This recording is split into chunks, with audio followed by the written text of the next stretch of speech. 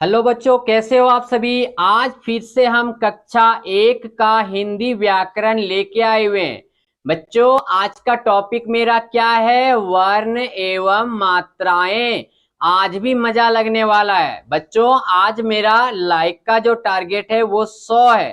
तो बच्चों, क्या मैं आप लोग से आशा रख सकता हूं कि हमको 100 लाइक मिल जाएगा हमारी मेहनत के लिए? तो चलिए हम लोग वीडियो में आगे बढ़ते हैं। सबसे पहले बोला गया वर्ण एवं मात्राएं। देखिए, बोला क्या? भाषा की वह छोटी से छोटी ध्वनि जिसके और टुकड़े नहीं किए जा सकते हैं वर्ण कहलाते हैं। क्या बोला गया मेरे प्यारे बच्चों? भाषा की वह छोटी से छोटी ध्वनि जिसके और टुकड़े नहीं किए जा सकते हैं वर्ण कहलाती है। जैसे बोला क्या? यहाँ पे ये मेरा क्या है? क जोड़ ल जोड़ म, तो क्या हो गया? कलम। क जोड़ ट जोड़ ह जोड़ ल, क्या हो गया? कटहल। क जोड़ म जोड़ ल, क्या हो गया? कमल। यानी क्या? यहां से देखिएगा, वर्ण एवं मात्राएं, भाषा की वह छोटी से छोटी ध्वनि जिसके और टुकड़े नहीं किए जा सकते। जैसे कमल जब हम लिखे थे मेरे प्यारे बच्चों, तो लास्ट क को और नहीं तोड़ सकते हैं, क फिर म को नहीं तोड़ सकते हैं, और ल, ये तीन से ज्यादा नहीं तोड़ सकते हैं। उसी को क्या कह देते हैं? वर्ण कह देते हैं।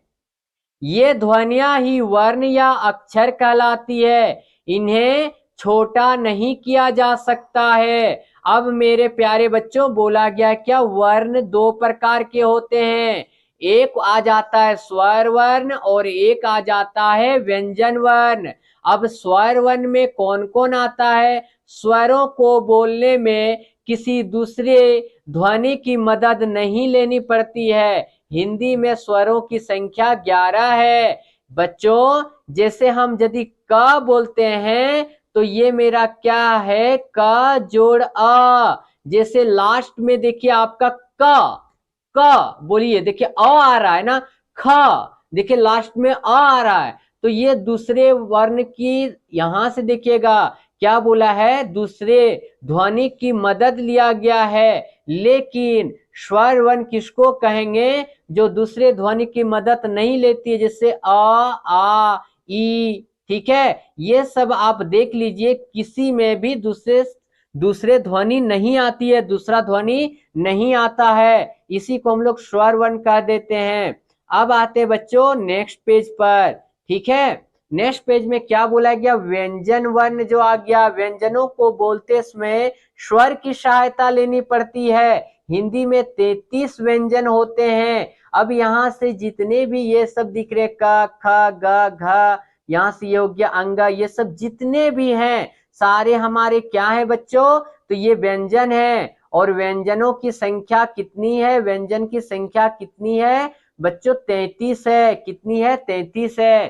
ठीक है, अब एक आता है संयुक्त व्यंजन। जैसे हम लोग देखिएगा कभी कभी पढ़ते हैं क्या, जो संयुक्त रहता है, जैसे स आधा त य, सत्य। ठीक है, तो कैसे पढ़े? स आधा त य। नहीं दोस्तों, ये कैसे पढ़ाएगा? स त य संयुक्त पढ़ाएगा, त य संयुक्त पढ़ाएगा। लेकिन आज तक हम लोग क्या पढ़ते आए थे? स आधा त य। ऐसा गलत है। स आधा त य संयुक्त, सत्य। ठीक है, अब बोला संयुक्त व्यंजन, दो व्यंजनों के मेल से बनने वाले व्यंजन संयुक्त व्यंजन कहलाते हैं। ये चार हैं, हक्षा, त्र, फिर यहाँ से स हो गया और एक स्र हो गया। जैसे बोला क जोड़ स, क्या हो गया? हक्षा। यानी इससे क्या एक शब्द बन जाता है मेरा? कक्षा जो आता था। ठीक है, अच्छा यहां से देखिए ये ज लिखा हुआ है, इसमें हलंत दिया हुआ है, यानी आधा ज बोल सकते हैं, जो संयुक्त बोल सकते हैं, जो हम लोग आज तक सीखते आ रहे थे क्या, कि संयुक्त बोला जा रहा है। अब यहां से आ गया मेरे प्यारे बच्चों मात्रा। जब स्वर और व्यंजन एक साथ मिलाते हैं तो स्वर का रूप छोटा हो जाता है। स्वर का सही छोटा रूप संकेत चिन्ह या मात्रा कहलाता है। अब यहां से आप देख सकते हैं, ये अ हो गया, आ हो गया, ई हो गया, छोटी हो गया, बड़ी हो गया, आप यहां से देख सकते हैं। आते हैं मेरे प्यारे बच्चों नेक्स्ट क्वेश्चन में। अब हम लोग क्या क्या सीखे उस चीज पर ध्यान देंगे। ध्यान देने योग्य बातें। मुख से निकलने वाली ध्वनि वर्ण कहलाती है। ध्वनियों को छोटा नहीं किया जा सकता है। वर्ण दो तरह के होते हैं, एक में आता है स्वर वर्ण और दूसरा में व्यंजन वर्ण। अब बोला हिंदी में स्वरों की संख्या 11 और व्यंजनों की संख्या कितनी होती है? 33 होती है।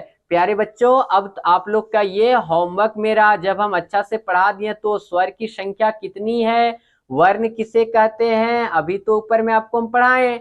अब क्या हुआ, यहाँ से बोला सही उत्तर के सामने सही टिक लगाइए। स्वरों की संख्या कितनी थी? ठीक है, 11 थी, 33 था या 22 था? आप कमेंट करके भी जवाब दे सकते हैं। बोलते समय हमारे मुख से कुछ निकलता है उसको क्या कहते हैं? वाक्य, ध्वनि या शब्द। भाषा की इकाई है, बड़ी है, मध्यम है या छोटी है? जल्दी से आपको जवाब देना है। अब बोला क्या, नीचे दिए गए वर्णों में से स्वर व संयुक्त स्वर व व्यंजन चुनकर लिखिए। अब यहाँ से देखिए जितने भी हमारे दिए गए स्वर वर्ण और व्यंजन वर्ण मिला हुआ है, इसको यहाँ पर आपको भरना है कि स्वर वर्ण कौन सा है, व्यंजन वर्ण कौन सा है। ठीक है, ये तो हम पढ़ा दिए थे, आपका प्रैक्टिस करने का काम था। ठीक है, अच्छे से तो हम पढ़ा दिए। अब यहाँ पे आप व्यंजन वर्ण भर दीजिएगा। ठीक है, और व्यंजन वर्ण भरने के बाद अब यहाँ से देखिए बहुत मजा लगेगा। नीचे दिए गए अक्षर जाल कुछ व्यंजन ऐसे हैं जो चारों ओर से स्वरों से घिरे हैं, उन्हें ढूंढकर घेरा लगाइए। से देखिए ये यह हो गया, ये तो ठीक था, ये भी ठीक था, ये गड़बड़ा दिया। इस तरह से गेम टाइप का आप भी खेल सकते हैं और इसमें सिलेक्ट कर सकते हैं। अब बोला है क्या, नीचे दिए गए शब्दों में सही मात्रा लगाइए।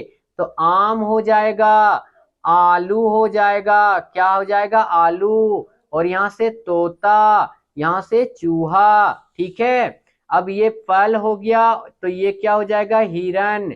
ये हो जाएगा हाथी, ये हो जाएगा बंदर। ठीक है, इस प्रकार से प्रैक्टिस आप कर सकते हैं। ठीक है दोस्तों, और इसका हम पीडीएफ आज डिस्क्रिप्शन में दे देंगे, आप जरूर इसका प्रैक्टिस आप घर पे कीजिएगा। पूरे अच्छे से प्रैक्टिस कर लेना है क्योंकि आपको तो सारा चीज हम अच्छे तरीके से पढ़ा दिए। चलिए सर, थैंक यू, धन्यवाद, जय हिंद, जय भारत।